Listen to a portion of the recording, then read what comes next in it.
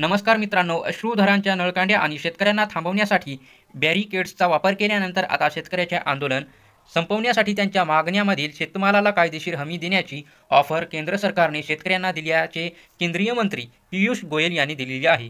मका, कापूस, डाळींना कायदेशीर हमीभाव देऊ असे केंद्रीय मंत्री पियुष गोयल यांनी सुरक्षा दल आणि आंदोलक शेतकऱ्यांमध्ये आठवड्याभरापासून चाललेल्या संघर्षानंतर सांगितले. आठवड्याभरापासून पंजाबमधील शेतकरी आपल्या मागण्यांसाठी दिल्लीत पोहोचण्यासाठी हरियाणाच्या सीमेवर एकत्र येत आहेत.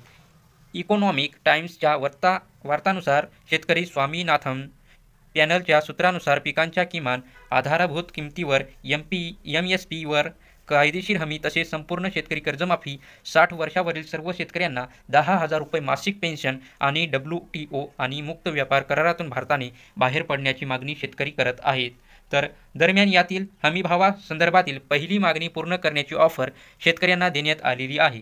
गोयल यांनी चंदीगड शहरातील पत्रकारांना सांगितले की सरकारने त्यांच्या पिकांमध्ये विविध आणणाऱ्या शेतकऱ्यांसाठी किमान आधारभूत किमतीसाठी 5 वर्षाचा करार प्रस्तावित केल्याचे सांगितले आहे. यासाठी सरकारी संस्थांकडून शेतकऱ्यांना पैसे दिले जातात. या संस्था उत्पादक खरेदी करतील आणि प्रमाणावर कोणतीही मर्यादा नसेल असे ते म्हणाले.